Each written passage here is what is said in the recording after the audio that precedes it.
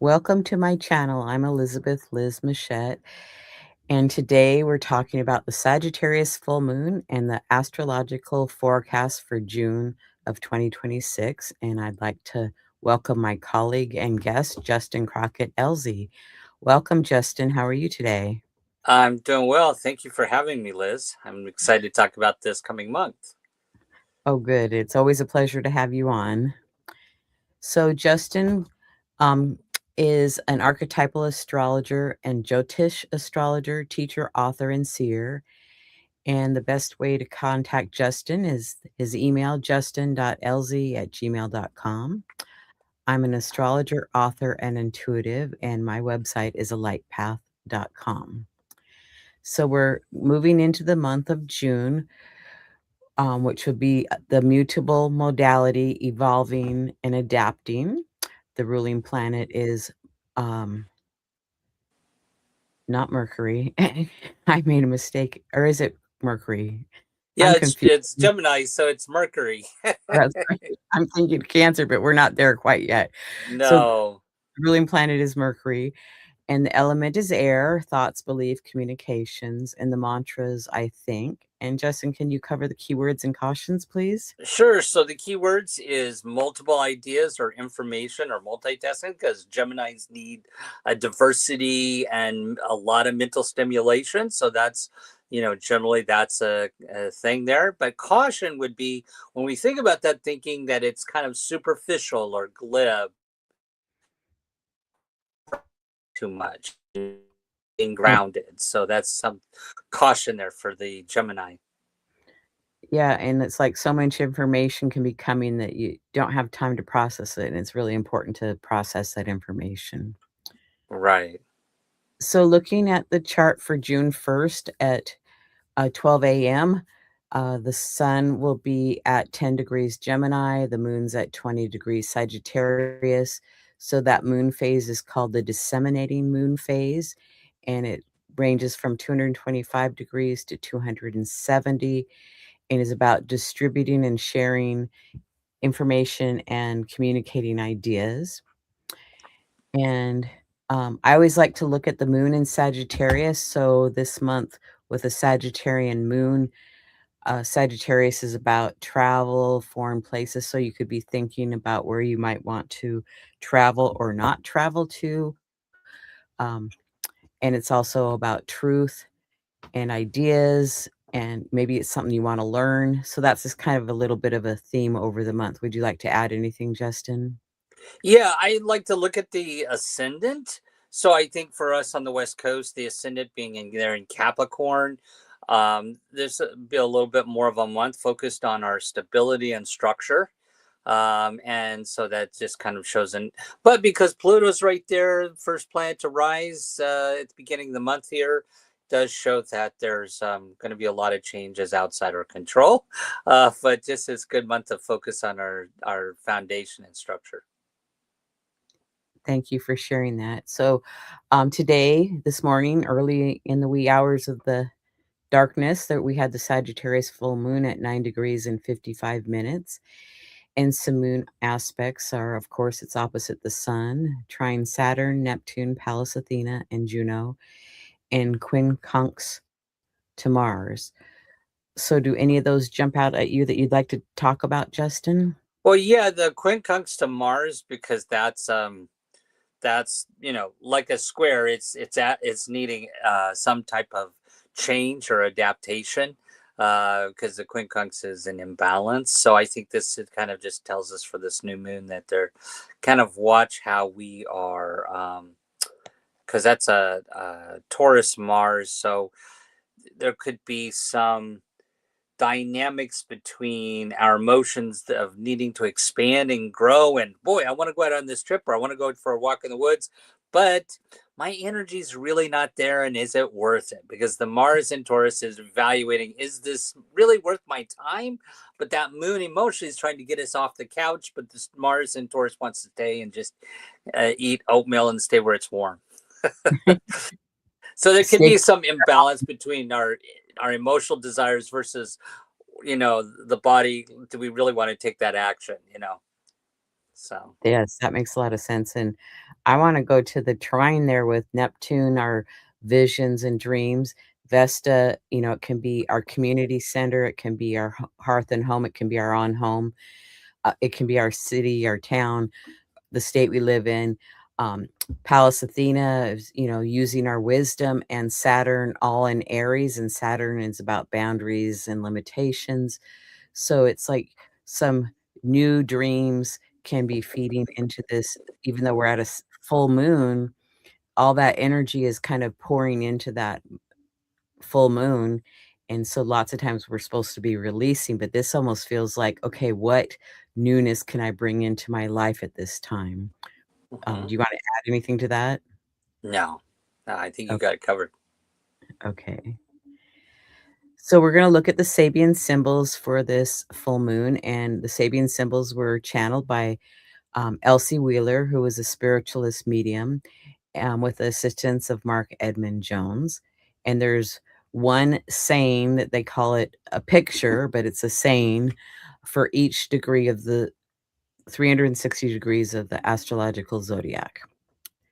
So we're going to start with the sun degree at 9 degrees Gemini, and we use 1 degree leading up to it, so that what's leading up, what's the now, and what's next. That's why we use 3 Sabian symbol degrees. And Justin, would you like to start us out, please? So sure. So Gemini 8 degrees. The concept is aroused strikers surround a factory. And the concept or thought there is the disruptive power of the ambitious mind upon the organic wholeness of human relationship. This leads to a revolt against privilege.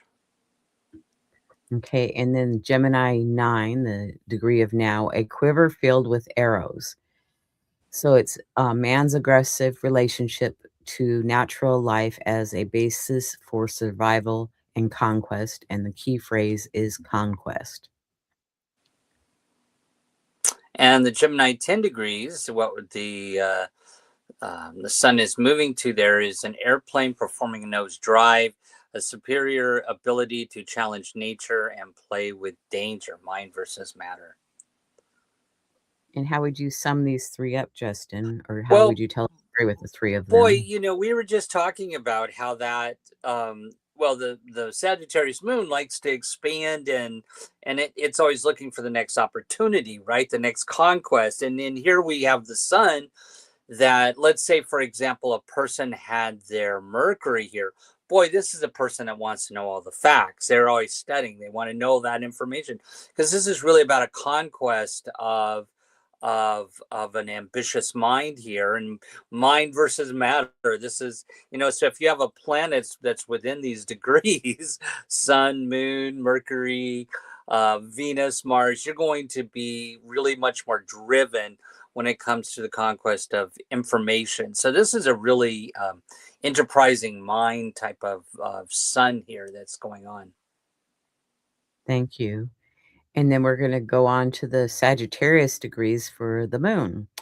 So Sagittarius, the degree leading up to within the depths of the earth, new elements are being formed. So there's a alchemical fire which both purifies and transforms the very substance of man's inner life. And a key phrase is a kind of psychic gestation. And then Sagittarius 9 degrees, a mother leads her small child step by step up a steep stairway. Keynote, there is the need in any social situations or in society to assess the less evolved in their first management of problems, which society requires its members to solve. Like, okay, I need to get gas. How do I get gas? Or, anything like that. So there's this, it represents social concern. And then Sagittarius 10, the next degree, a theatrical representation of a golden haired goddess of opportunity. Society's effort at dramatizing the greatness of what it offers to the ambitious person. And the key phrase is forced growth. So, what would you sum these 3 up with? Well, I've noticed within these degrees,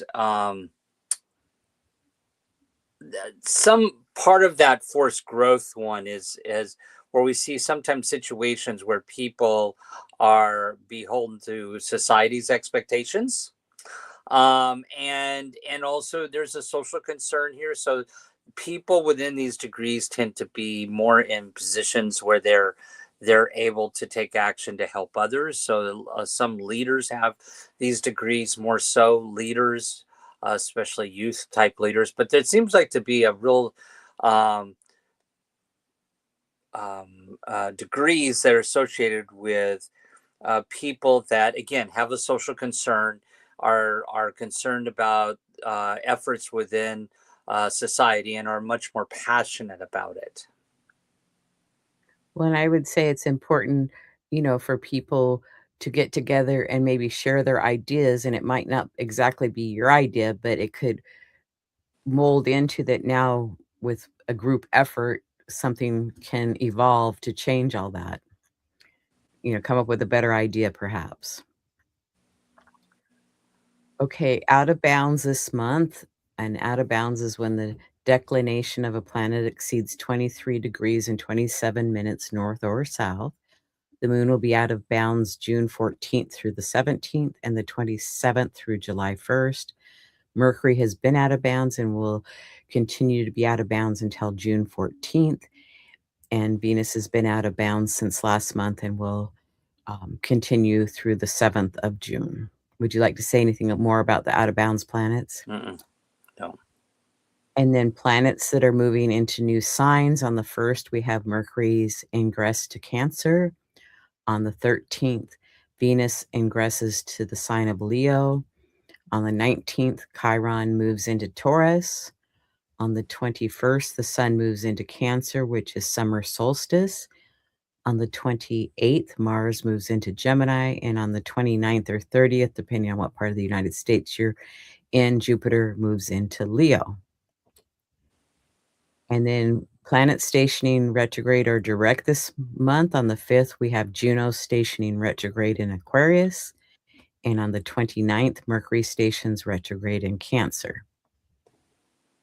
So then we have, we're going to recap the first 10 days of the month, June 1st through the 10th. On the 1st, Mercury enters Cancer. On the 3rd, Mercury in Cancer squares Neptune in Aries. On the 4th, Mercury in Cancer is quincunx Pluto in Aquarius. On the 5th, Juno stations retrograde in Aquarius. On the 9th, Venus conjoins Jupiter and Mercury squares Saturn. And this chart that I'm using here as a demonstration was on June 5th, and that's the Juno station retrograde. So what jumps out to you, Justin? Well, I think there's a couple things going on here which can be challenging, but also there's a positive thing. So I would say the positive thing is actually the Jupiter conjunct to Venus in the chart. This is a very positive thing. If somebody has Jupiter Venus in their chart, it can be, really to where you can get your desires in life that you really want. And Jupiter being the planet of good fortune next to the planet of desires and affections. And I think this is positive. I'm going to start though with the challenges here. I'm going to come back to the Jupiter Venus. I think the challenges here with Mercury moving into Cancer, we may find people a little bit more sensitive now in their thinking, and more emotions closer to the surface, because anybody has Mercury in Cancer, they're emotional communicator, intuitive and sensitive. And the fact that this is squaring Neptune in Aries, which represents the collective, this could mean sometimes where we may emotionally rationalize something and want to do something that's kind of going in the different direction than everybody else is, right? Or is it squaring the collective? Or we may not feel like the collective is nurturing us, because it is an Aries Cancer square. And then that's even highlighted with, then again, the Mercury quincunxing Pluto. There's an imbalance between, again, our thinking and our emotions versus what's belonging in that Aquarian, needing to belong to in the collective. So I think one of the things that in this first week is to really just ground our emotions, and and if we're going in a different direction than other people are emotionally, not to let it upset us. I think, again, the positive aspect is the Venus Jupiter. I think this brings in good emotions within family and group structure, and we could basically get some things that we want to get done within what we consider our family and life. Well, and I like what you said about Mercury. It's like how we communicate, people could be more sensitive. So through that sensitivity, it's like, maybe if you're a little upset about something, like take a breath before you communicate something that maybe you have the wrong information, or maybe you just need to calm down. So that the adjustments with that Mercury, because Mercury's under a little tension these first 10 days of the month. So just, you know, breathe and then communicate, as calmly as you can. Yeah, and can I say one more thing, because I forgot about the Mercury square Saturn. So if a person really is interested in astrology, this is kind of important to note that, so Mercury is planet of communications, and Saturn is this planet of more serious planet. Sometimes brings some darker things in, but it has authority with it. So anytime Mercury interacts aspects with Saturn, it can bring a more serious thinking in the personality. And if it's in let's say a conjunction, it can be very psychic, but it also can bring a really way of thinking that can look at life from the more negative aspect, like the glass is half full versus half empty. So I meant to mention that we do have Mercury squaring Saturn here, so this does mean a little bit more tension and seriousness in our emotional seriousness as we're moving into this period of Cancer, which is a water sign, and Aries, which is a fire sign, brings a certain level of tension and seriousness within our thinking. So again, we need to have a little bit more of a lighthearted approach here as we move in with this square, and to think more on the bright side of life a little bit here.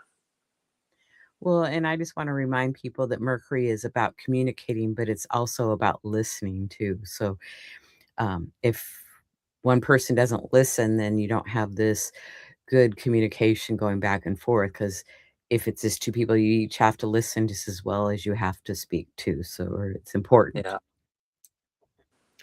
So then the next 10 days, June 11th through the 20th. On the 12th, we have Venus squaring Chiron. On the 13th, Venus enters Leo. On the 14th, we have the Gemini new moon. On the 17th, Venus is opposite Pluto. And on the 19th, Chiron enters Taurus. In this chart, I use the date of June 17th of that Venus opposite Pluto in exactitude. And the Chiron forms a T square with the Venus Pluto during that 10-day period. So go ahead, Justin. Well, I was going to say about the Venus squaring Chiron, because some people may say, well, they're both fire signs, aren't they trying? Well, Venus is just still on that cusp between Cancer and Leo. It's in that transition period from a square to a trine, because not long after this it will trine, and because Chiron's at the other end of Aries, the last degree of Aries, that's why this is a little bit more of a square. So again, this kind of leads into this Aries energy that we're still dealing with, to where the emotions of our desires and affections that we've been working on that first week may have some tension as we move into the second, and maybe a little bit into the third week, but will actually smooth out as a trine once Venus moves into Leo a little bit more there. The thing that gets me too is about the Venus and Leo here. So Venus in Cancer is emotional sensitivity, and sort of our emotions are attached to our desires. But when Venus moves into Leo, it becomes more playful and dramatic, and it's a sign of course, of creative artists. So if you're a creative type, and you have Venus and Leo, this is a time when people are going to be more affected by how people see them. Yeah, so that's all I was going to say about this. Well, and I wanna talk about the Chiron entering Taurus. That's gonna be a very different feel from a fire sign to an earth sign. So, um, fire is about, uh, passion and going after things, and it can be a warrior. But when it goes into Taurus, it really slows down, and it can be, because Chiron is about teaching, but it's also about wounding, and moving into Taurus is more of our values and how we go about getting things. So it's like you might kind of slow down at that time. It'll be such a different feel. I'm looking forward to it. Anything you'd like to add about that? Yeah, no, I agree with you. I think you're spot on with that. This is really an important transition, and it's going to have two different feels. I agree totally with you on that one. I think it's good, astute to say it's two different feels because some people may not think so, but yeah, that Chiron in Aries was about the value of the individual and self, whether we value self value, right? Because it's Aries, but now it's going to be where people are going to be focused now more on their resources, right, and money, and because Taurus is about, like, as you said, it's about values and possessions and resources. So this could be a time when people get a little bit more worried about their money and finances. So it's definitely a time when we're going to be learning a little bit more about need and what really need, what is the value of what we need. Thank you. And then the Gemini new moon on, June 14th. Uh, I'll be having another show on this, but I just wanted to mention it because it is happening in June. The sun and moon are conjunct each other, and that moon is, not making aspects. I mean, it is making aspects, but nothing major that jumped out. So, I just added the conjunct the sun because the other ones were, uh, minor points. Would you like to say anything about the Gemini new moon? Uh, no. And then summer solstice happens on the 21st first when the sun ingresses into the sign of Cancer. And I added sun aspects here. So sun is square to Neptune, the sun is sextile Chiron and the south node, and sun is trine the north node. So go ahead and tell us what jumps out at you. Well, I think it's kind of important that people realize that, like the Aries ingress, it's a cardinal sign. Now, the Cancer, we're having another now cardinal ingress here of a sign. And so this is a really great time to start something new and nurture something with the sun ingressing into Cancer. This is about nurturing others or nurturing something in your life. I do like that it's trining the north node and Pisces. So this really could mean, as we move into this new ingress here, this cardinal ingress, that people are a little bit more focused on their ambitions. With that happening, of course, it's sextiling the south node, so that's giving a lot of good flow of energy towards our resources. Again, it's squaring Neptune, the collective. So again, this means that we may not feel in alignment with where everybody else is going, um, and it's just something to be aware of, but not think that you're off in left field. So. When that sun making those sextiles to Chiron in the south node, that makes uh, a talent trine or a mini grind trine. So I would say it's an opportunity to heal things from our past. So, if you are so inclined to, take that opportunity and work on those. And then we move into June 21st through the 30th. On the 21st is the summer solstice. On the 25th, Sun is square Neptune. On the 26th, Sun is quincunx Pluto. On the 28th, Mars enters Gemini. On the 29th, we have a Capricorn full moon, Mercury stations retrograde, and Jupiter enters Leo. That's going to be a big day. So go ahead and say what you'd like to say about this chart. Well, I wanted to talk about the couple of things happening near the end of the month on Mars, because when Mars was in Taurus, we were moving a little bit slower. We're evaluating any actions that we're taking, and we're being a little bit more cautious about actions that we're taking. But things are going to speed up as Mars moves into Gemini. Mars, of course, in Gemini is like, the person that's always got their phone out and texting and checking the news, because they need that constant mental input. People have Mars and Gemini typically, in case nothing else is tamping it down. They tend to be more outgoing in some cases. So this is a great time to travel. Mars in Gemini loves to travel. It needs a lot more mental input and diversity of experiences. So I think we're going to see a lot. And as soon as it hits Uranus, that is going to be a powerhouse thing that's happening within the next, right after this into July. It actually conjuncts Uranus. And this is or July into August there, it'll actually conjunct Uranus. And it's a very positive thing for writing, for travel. So that's going to could be a really good focus if people focus on that and studying writing, or studying unusual subjects, starting the book that you've been wanting to write, or take the long distance trip that you've been wanting to always take. It could be also a time when a lot of people move as well, because it brings in a lot of movement. That jumped out to me. And then this next thing was Jupiter into Leo, because we've seen Jupiter in Cancer, which is about fortune and growth with family or belonging. But then as Jupiter moves into Leo again, things start moving faster. And it's going to be a great time for artists, and especially entertainers and performers. We may see some changes, as Jupiter moves into Leo over the next, actually it'll be into next year. It's actually going to go retrograde, and we got this big conjunction with Mars in November, which is going to be dynamic. So we're going to see Jupiter and Leo for a while. So it could be a lot of stuff we see around the entertainment industry and that. But great time to focus on creative projects and getting some things done with Jupiter and Leo.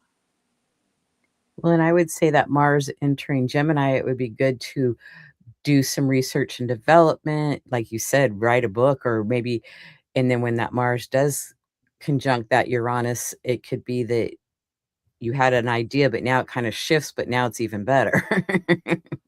Yeah. So, okay, do you want to talk about any more of these, or? No, that's all I was going to say with that.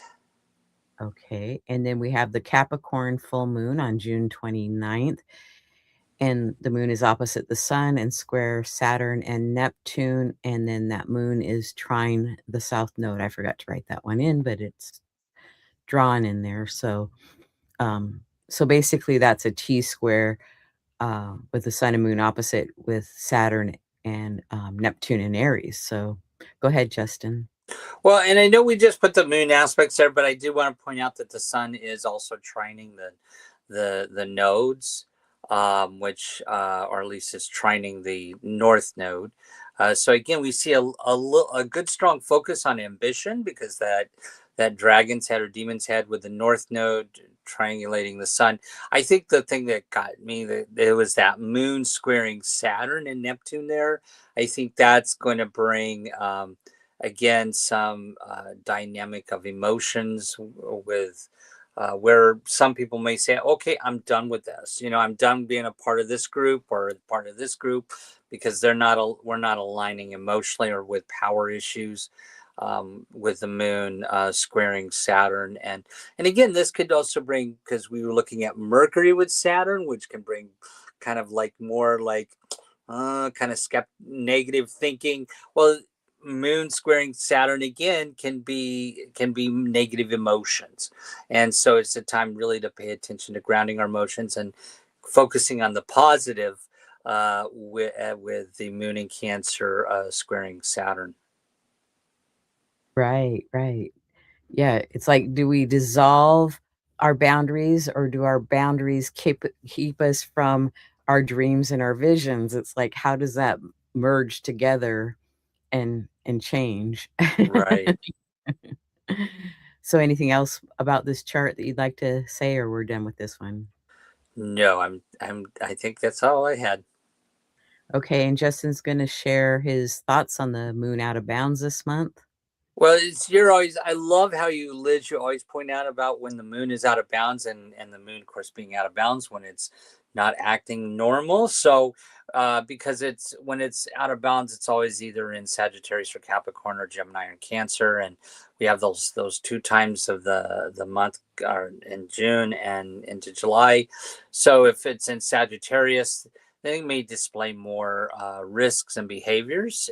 And of course, if you have moon in Sagittarius, that you'd have to kind of watch that during that time frame, and then Capricorn can be a little bit more stoic, and trying to control their emotions. And then in Gemini, the Gemini one's going to be kind of interesting because I think there's be a lot more mental stimulation, because then we also have the Mars and Uranus and Gemini as well. This is a time where it's going to be a little bit harder for some people to focus, especially if you have something in Gemini. And Cancer, it can bring much more highs and lows with emotional nature. Thank you for sharing that. And then planetary themes this month. Yeah, so I always like to put this in, especially if people just are learning astrology, is like, because we talk about Mercury and Cancer, but what does that really mean? Or Venus in Cancer and Leo, what does that mean? So wanted to kind of talk a little bit more about this. Now, we're not educating people, but it's still it's important to understand. So when Mercury moves into Cancer, it's it's a sensitive moon, and it's more private and emotional. So it has emotional intelligence. I always like to say, uh, Mercury's and Cancers have emotional intelligence, um, and then when they communicate, they know how to express that emotion. Venus is, because it's moving into two signs this month. I wanted to attack both of them here.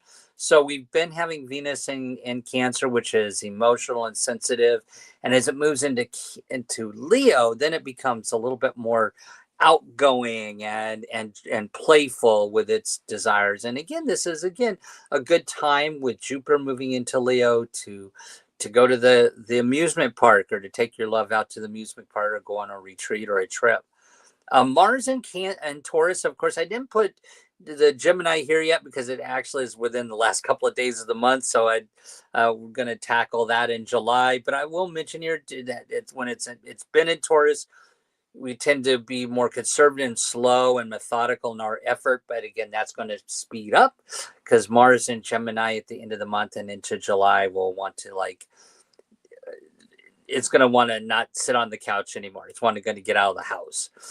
Jupiter in Cancer, we've seen it in Cancer for a while. And of course, it's about family or belonging to something that's like a family. Of course, I didn't put the Leo in here because that won't happen really till last day of the month, and as we move into, so I'll tackle that next month. But again, Jupiter in Leo is about big events and entertainment and having fun. So we may see, we got the 250th anniversary of the United States coming up. This is, again, it's going to be when Jupiter is in Leo. Oh my goodness, it's going to be kind of a little drama, a lot of drama and dramatization around that one. And then, of course, Saturn in Aries is a longer thing that we've been dealing with here. And again, that's around individual identity and how we feel about how we assert ourselves as individuals. Thank you for that, Justin. And then favorable activities this month. Sure. So from the Jyotish or Vedic standpoint, all the planets go through the lunar mansions every month, and these have themes. And so what we do here is we look at what the lunar mansions the sun is in this month, because this gives us some insight into because we're in Gemini here.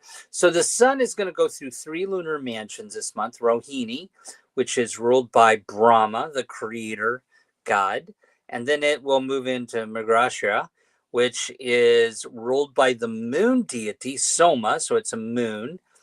And then again, the last lunar mansion it moves into, which is Ardra, which is called the Howler, or it's related to aspects of Shiva, which is about change and destruction. So some of the great activities to do right now are starting new activities, because we are moving into this period of new cardinal sign, lighter-hearted actions with the Gemini energy, focus more on the positive versus the negative aspects here, and discarding objects and habits. And again, later on down the list, I have demolition and destruction, because this is also a time with that Ardra, that Shiva energies wanting to get rid of stuff. At the same time, Brahma's wanting us to create something new here. Also, exploration and travel and moving to a new location is really good right now, because of all the Gemini energy and the Leo energy that we're going to be feeling.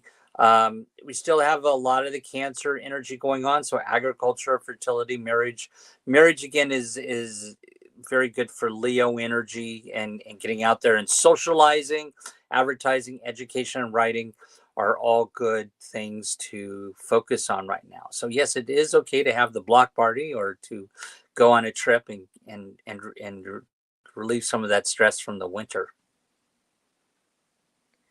Thank you, Justin. It's been a pleasure, and thanks for sharing with us all today. And I want to thank those that have watched live and those that come back and watch us at a later date. Um, and then Justin and I do in-person consultations and Zoom consultations. We have newsletters and YouTube channels, so subscribe and like and contact us if you'd like a consultation. And Justin, you can tell us about your slide here. Sure. So you can find me on YouTube at Astrological Yogi, and I also write a weekly horoscope for the Port Townsend Leader newspaper here on the Olympic Peninsula in Washington. And I write a weekly horoscope, so you can see what your sign is and what you may deal with for the coming week. And we have a lot of shows in the archives, over 200 now. I do 1 or 2 shows a week, and we look forward to having you back on. And I want to thank our sponsor, Astro Peregrine Software, an astrology software for Mac and Windows. And you can find out more information at astroperegrine.com. And Justin, it's been such a pleasure having you on today. I appreciate it so much. Well, thank you for having me. I always like to talk about the monthly forecast coming up. Definitely. And this month, like we did last month, since the full moon was so close, we just kind of merged the 2 shows. So, but thank you, audience. We appreciate you. And we're going to sign off and say goodbye for now. And we'll see you next time. Bye.